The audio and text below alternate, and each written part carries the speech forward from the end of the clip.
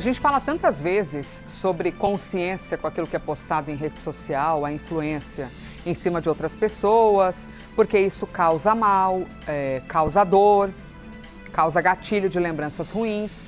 Mas aí, quando não tem a consciência e a civilidade, a polícia entra na parada. E a Polícia Federal conseguiu identificar os autores daqueles vídeos que estimulavam a agressão contra a mulher. Aquilo de, caso ela diga não, o que eu faço?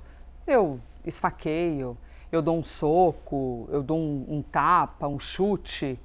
Ele, Jonas Maia, é quem apurou, viu? Nosso analista de segurança pública apurou esse assunto. Como é que a polícia avançou, hein? Descobriu, então, quem são os autores dessa chamada trend? Descobriu sim, Elisa. E esses vídeos, você lembrou muito bem, eles viralizaram ao redor do mundo.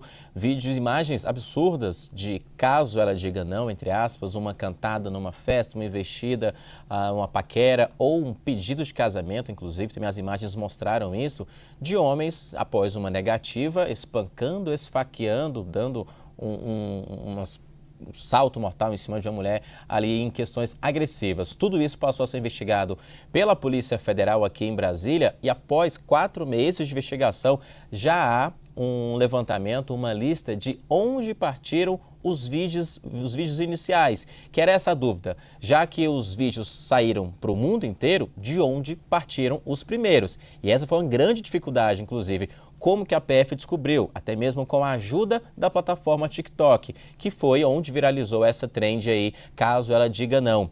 Com base nos dados dos vídeos que foram publicados e depois excluídos, por isso que a gente não está divulgando a imagem aqui também, porque é muito forte e porque foram excluídas essas imagens, a PF conseguiu levantar quem foram as pessoas e descobriu, Elisa, que foram 4 brasileiros, aqui do Brasil mesmo, de 4 estados diferentes, que começaram essa trend e os vídeos passaram a viralizar, a ir de um para outro, de outro para outro, até que ganharam o mundo inteiro. A partir de agora, então, a Unidade de Repressão a Crimes Cibernéticos de Ódio, já que a investigação colocou aí que havia um crime de ódio contra mulheres, essa unidade repassou já os dados, após concluir essa investigação aqui em Brasília, repassou os casos e os dados para as superintendências, que são a PF nos estados. Já houve identificação, agora vem a parte de medidas judiciais. Isso cabe, então, aos estados, com a justiça de cada estado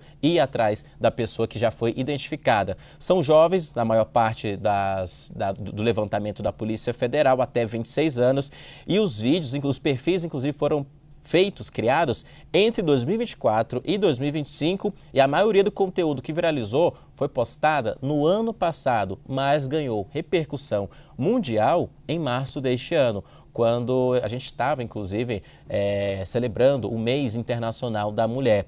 A gente até entrevistou, inclusive, um delegado da PF, aqui, o chefe dessa unidade, aqui no Live CNN, que ele disse o seguinte, que era um movimento cíclico e que isso poderia, inclusive, crescer como algozes, as crianças e adolescentes que estavam assistindo esse conteúdo. Por isso que era preciso cortar ali a raiz do problema e teria que ter ajuda das plataformas. E houve, nesse caso, TikTok passou as informações, excluiu os vídeos e colaborou com essa investigação agora que a gente vê ao fim de forma parcial. Identificaram todo mundo, sabem quem são, agora passaram os dados para os estados. Começa uma outra fase, prender ou alguma medida judicial contra esses investigados que praticaram, na avaliação da PF, crime de ódio contra mulheres. Elisa.